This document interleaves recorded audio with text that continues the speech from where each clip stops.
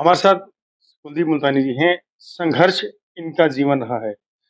शुरुआत इनेलो से हुई, संघर्ष किया, सत्ता के लिए लाठियाँ खाई, जेलें सही, फिर जेजेपी से जुड़े। सत्ता मिली लेकिन सत्ता सुख भोगने की बजाय कार्यकर्ताओं का मान-सम्मान, गरीब की सेवा और जनता की सेवा इनका मुख्य ध्येय रहा। पार्टी ने इन्हें ज़िम्मेदारी सौंपी है, अब उस ज़िम्मेदारी को निभाने के लिए भी तैयार हैं, लेकिन कभी स्वार्थ की राजनीति इन्होंने नहीं की। बहुत कम नेता ऐसे हैं जो बिना स्वार्थ के जन सेवा के लिए राजनीति करते हैं। शुद्ध देवीलाल जी की प्रेरणा, शुद्ध देवीलाल जी के शिष्यों में इन्हें गिना जाता है। तो जो देवीलाल ने जिस तरह कभी स्वार्थ की राजनीति नहीं की, उसी तरह उन्हीं आदर्शों पर चलते हुए कुलदीप मुल्तानी आज तक कार्य करते रहे हैं।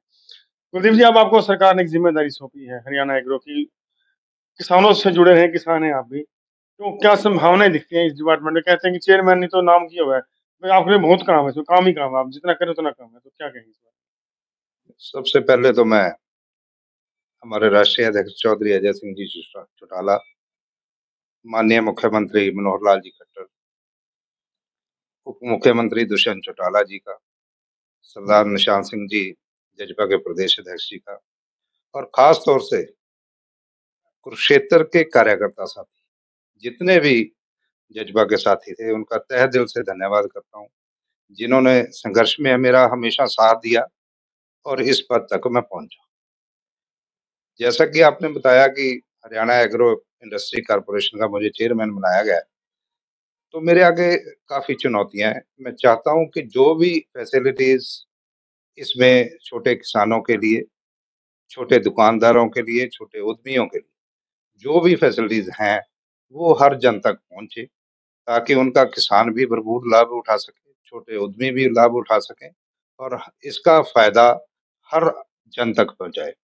इसमें एक कड़ी में जो हरियाणा में हर हित स्टोर खुल रहे हैं, जो हमने 709 अभी तक खोल दिए हैं, वो बहुत जल्द हम हर गाँव में खोलने का काम करेंगे, ताकि एक तो रोज़गार मिले, एक लोगों को बहुत अच्छी सुविधाएँ मिलें और अच्छे प्रोडक्ट्स मिलें, बिना मिलावट के मिलें, अच्छे प्रोडक्ट और अच्छे रेट्स पे मिलें, रोज़गार भी उससे उत्पन्न होगा।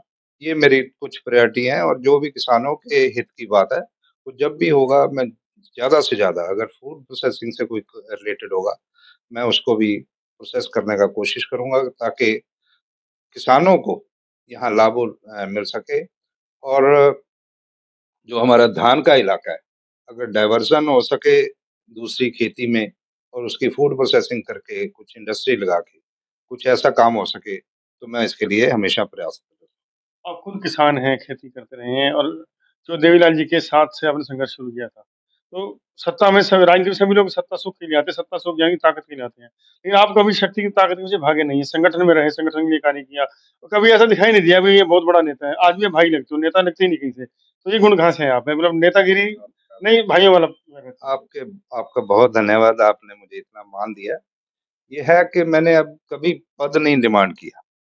मैं अ, फ़ौज से रिटायर हुआ नेवी से, तो इनेलो में मुझे अपना जिला संयोजक बनाया फौजी सेल का।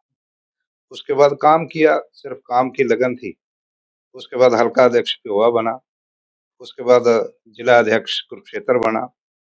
जब परिवार अलग हुआ तो हम जजपा के साथ आ गए, तब भी मुझे जिला प्रधान बनाया गया। उसके बाद वरिष्ठ उपाध्यक्ष हरियाणा का बनाया गया और आज तक के चंदर जी एक बात है कि मैं हमेशा सभी अपने वर्कर साथियों को कहता हूँ, मेरे को अब प्रभारी लगाया हुआ था अम्बाला का, तो मैं हमेशा कहता हूँ, आज तक मेरा रिकॉर्ड है कि किसी की चुगली या किसी की शिकायत आज तक नहीं की। अगर किसी ने कोई काम नहीं किया तो खुद कर लिया।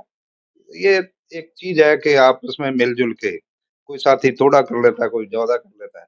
काम पार्टी का हमेशा दिल से किया है और उसका शायद आज ये नतीजा है और कुरुक्षेत्र के जो कार्यकर्ता साथी हैं, उनकी दुआएँ हैं कि मैं आज यहाँ राजनीति में अनुशासन सबसे ज़रूरी है, अनुशासन में रहना और किसी से जेलसी मत ना करना, अपनी लाइन लंबी करना, दूसरी की लाइन काटने का प्रयास ना करना। देखिए, मैं पहले तो मेरे पिताजी फ़ौज में रहे, मैं नेवी में रहा, एक डिसिप्लिन फैमिली से फैमिली से था मैं, तो वही उसी लाइन पे चलता गया और आज सारा रिज़ल्ट आपके सामने है।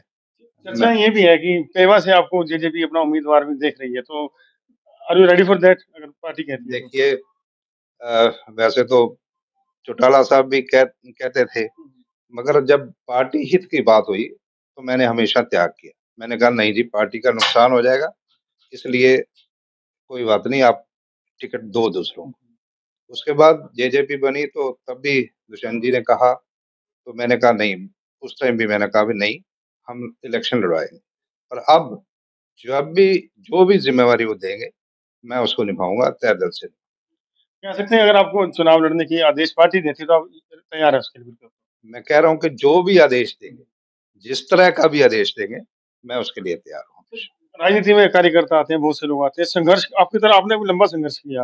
लेकिन जो होता है ना बत्ती और गद्दी का स्वाद कम मिलता है। तो हौसला ज़रूरी है, क्या मैसेज क्या रहेगा उन वर्कर्स के लिए, सपोर्टर्स के लिए जो चाहते हैं शॉर्टकट ढूँढते हैं राजनीति में?